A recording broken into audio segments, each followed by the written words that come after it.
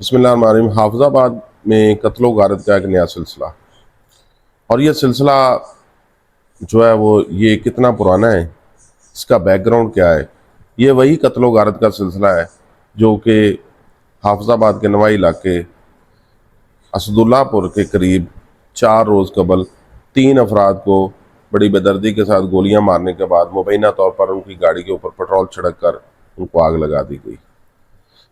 یہ سلسلہ شروع ہوتا ہے 2022 سے۔ 2022 میں ایک سڑک بن رہی ہوتی ہے، وہاں پہ ایک احسان تارڑ مقتول نامی شخص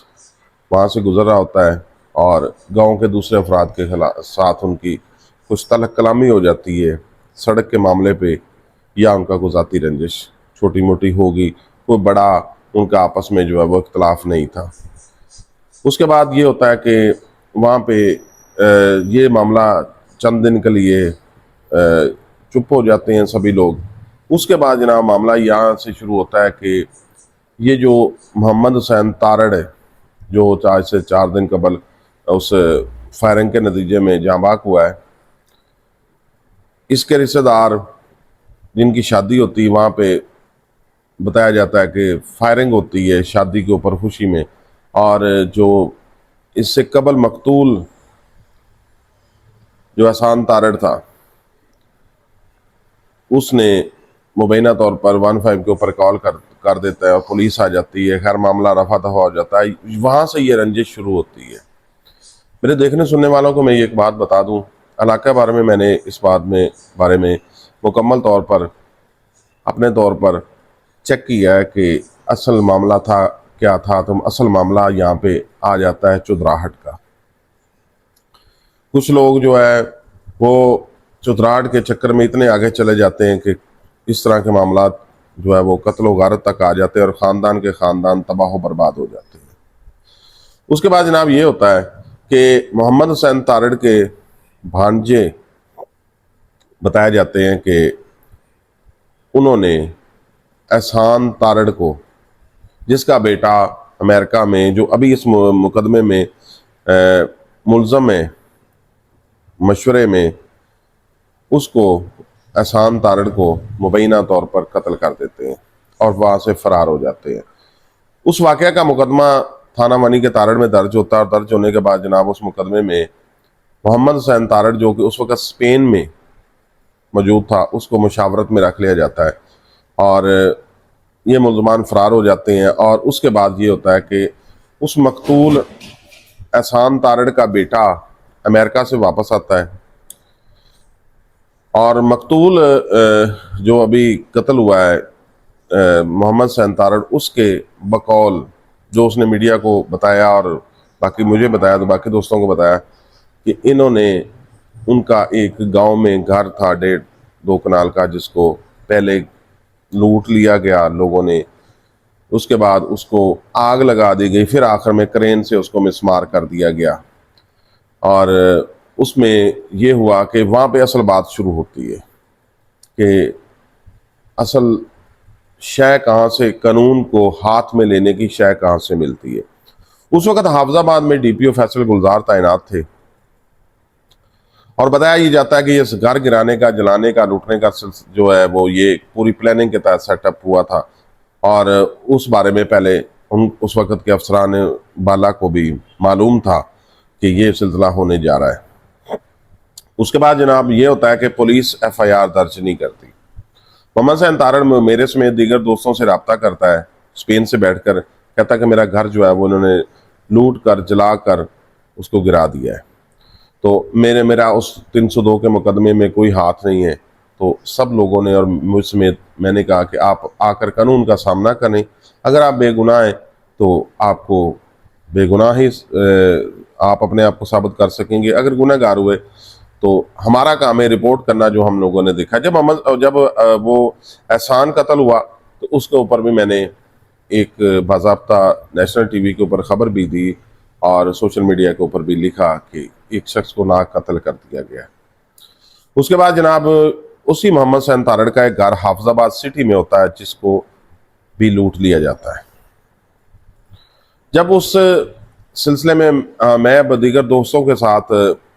असदुल्ला गांव पहुंचता हूं, क्योंकि उससे पहले कि मीडिया के ऊपर कोई भी खबर नहीं आई थी और 4 दिन हो गए थे उसके घर गिराए जलाए और लूटे हुए को। उसके बाद जनाब जब ये अफसरान बाला को पता चलता है तो उस वक्त के DPO हाफिजाबाद फैसल गुलजार साहब जो है इसमें सर्द मोहरी का मुजाहरा करते हैं और FIR नहीं होती। उस वक्त मौजूदा जो RPO गुजरांवाला है तैयब हफीज चीमा, इनके एक स्टाफ अफसर डायरेक्ट SHO उस वक्त के SHO मियां मुनीर को कॉल करते हैं और उनको कहते हैं कि ये इतना बड़ा वकूआ हो गया है, FIR दर्ज क्यों नहीं हुई। तो वो मियां मुनीर जो उस वक्त SHO थे वो अपने DPO से रब्ता करते हैं कि मुझे RPO ऑफिस से कॉल आई है कि FIR दें। तो उस वक्त मुबैना तौर पर फैसल गुलजार साहब ऐसी दफात के तहत FIR दर्ज करने का हुक्म देते हैं जो कि रेलिवेंट नहीं होती। उसके बाद जनाब तीसरा सिलसिला शुरू होता है हाफिजाबाद शहर में उसके घर को लूटने का। उस घर को लूटने का भी मुकदमा दर्ज नहीं होता। जब मोहम्मद हुसैन इस बारे में मजीद शोर डालता है कि मेरा घर जो शहर में वो भी लूट लिया जाता है, तो मैं मौक़िफ़ लेने के लिए मुतलका पुलिस से रब्ता करता हूँ, तो वो FIR दर्ज कर देते हैं वाक़या के 8 दिन बाद। अब यहाँ पे सवाल पैदा होता है कि एहसान तारड़ जो कि कत्ल हो गया था, उस डॉक्टर एहतशाम तारड़ का वालिद था, उसको पुलिस ने उन मुल्ज़मान को बर वक्त गिरफ्तार क्यों ना किया। उससे पीछे चले जाते हैं, जब वहां पे फायरिंग हुई और 324 के मुकदमे में 20 लाख रुपया लिया गया, वो किसने लिया और क्यों लिया। और जो 20 लाख रुपया उस वक़्त मुझे खबर मिलने के बाद मैंने वो पुलिस अफसरान ने उस अफसर से लेकर वापस करवाया, वहां पे कानून को पैसों के पलड़े में तोलने की बात शुरू हुई और वहां से ये सिलसिला शुरू हुआ। उसके बाद जनाब ये हुआ कि मोहम्मद हुसैन जो है वो स्पेन में मुकीम था, उसके भांजे फरार थे और डॉक्टर जो एहतशाम है उस एहसान तारड़ का बेटा वो बेयारो मददगार घूम रहा था। उसके बाद जनाब ये हुआ कि उसके मुल्ज़मान गिरफ्तार हुए एहसान तारड़ के, जिनको गिरफ्तार होने के बाद पुलिस ने उनको जेल भिजवाया, उनके चालान मुरतब हुए, मोहम्मद हुसैन को इश्तिहारी करार दिया गया। तो जनाब यहाँ पे बात करते हैं अब अदालतों की। तो अगर वो गुनहगार थे तो उनको ज़मानत कैसे मिल गई, ये भी एक लम्हा फिक्रिया है। अगर उनको ज़मानत देने वाले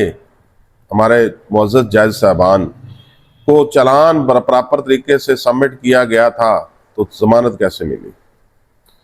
उसके बाद जनाब ये हुआ कि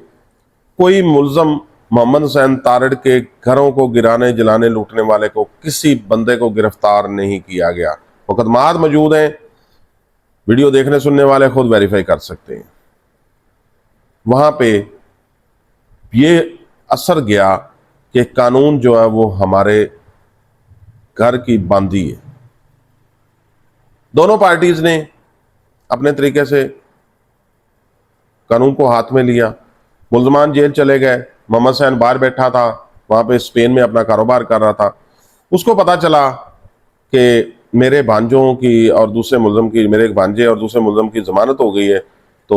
वो जनाब पाकिस्तान आया। उसने अपने आप को आपके कानून के सरेंडर किया आगे कि मैं आ गया हूं। उसके बाद जनाब ये हुआ कि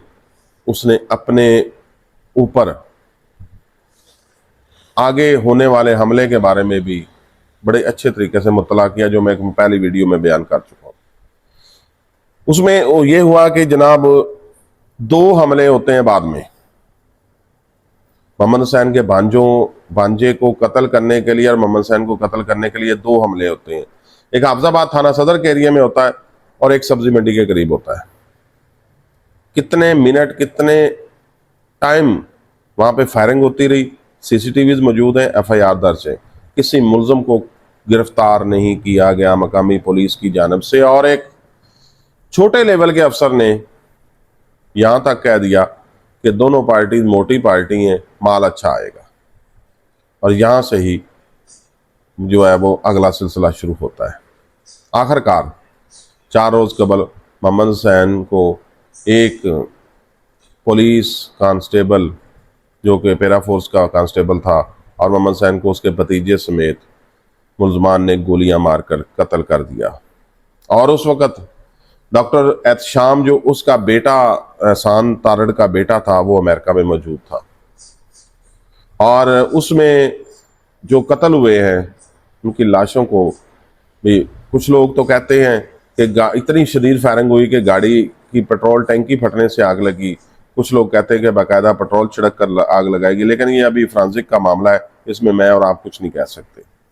اچھا، اس کے بعد جناب یہ ہوا کہ مقدمہ درج ہوتا ہے 12 افراد کے خلاف، جس میں جو موجودہ ڈی پی او حافظ آباد عاطف نذیر، انہوں نے ایک بہت اچھا کام کیا۔ انہوں نے کہ جو nominated in F I R تھے ان کو فوری طور پر ان کا نام جو ہے وہ تمام انٹرنیشنل ایئرپورٹس کے اوپر، پاکستانی ایئرپورٹس کے اوپر اور پاکستان کی تمام سرحدوں کے اوپر سرکولیٹ کروایا، ان کے آئی ڈی کارڈ نمبر بھجوائے، جس کی وجہ سے 3 ملزمان، ایک ملزم جو ہے وہ قطر فرار ہوتے ہوئے اسلام آباد ایئرپورٹ سے گرفتار کر لیا گیا، ایک کو بتایا جاتا ہے بیلے سے گرفتار کیا، اور ایک کو بعد میں 3 افراد کو جو ابھی تک گرفتار کیا جا چکا ہے۔ لیکن محمد حسین تارڑ بھی قتل ہو گیا، 2 اس کے ساتھ اور لوگ بھی قتل ہو گئے، ایک وہ ڈاکٹر جو پاکستان سے باہر بیٹھا ہے اس کا والد بھی قتل ہو گیا، اور جنہوں نے اس میں سستی، کاہلی یا ذاتی طمع نفسانی کے تحت اس سارے معاملے کو بڑھاوا دیا، کیا اس وقت سب لوگ یہ کام نہیں کر سکتے تھے جب یہ چنگاری بھڑکنے لگی تھی؟ چنگاری تھی جب وہاں پہ جا کے ان لوگوں کو سمجھاتے، ان کو اکٹھا کرتے، یہ ایک ہی فیملی کے تھے، ایک ہی برادری کے تھے، ایک ہی خاندان کے بتایا جاتے ہیں یہ تھے، ان کو اکٹھا کرتے اور ان کو یہ جو آج ہوا ہے آنے والے وقت کے معاملات سے اور اتنے خطرناک اور اتنے اندوناک واقعات سے ان کو ڈراتے اور ان کا آپس میں صلح کرواتے، تو آج وہ پورے کا پورا گاؤں، یہ پورا علاقہ، یا جن کے قتل ہو گئے ہیں یا جن کے اوپر الزامات ہیں یا جو نامزد ہیں یا جو اس معاملے میں شامل تھے، یہ سب لوگ بچ جاتے۔ لہذا میرا دیکھنے سننے والے دوستوں سے گزارش ہے کہ اصل معاملہ جو میں نے آپ کے سامنے بتا دیا ہے، مزید اس میں پولیس تفتیش کر رہی ہے، امید ہے کہ جلد ہی تمام ملزمان جو اصل ملزمان ہیں وہ گرفتار ہو جائیں گے اور واقعہ کلیئر ہو جائے گا۔ لیکن علاقہ مکین بتاتے ہیں کہ یہ سلسلہ یہاں پر رکنے والا نہیں ہے۔ میری اللہ تعالیٰ سے دعا ہے کہ اللہ تعالیٰ مرحومین کے لواحقین کو صبر جمیل عطا فرمائے، مرنے والوں کو اللہ تعالیٰ غریق رحمت کرے، اور جن کے قتل ہوئے ہیں یا جن کا پہلے قتل ہوا ہے اللہ تعالیٰ ان کو بھی صبر دے اور ان کو مزید جسارت دے کہ وہ قانون کو اپنے ہاتھ میں نہ لیں، کیوں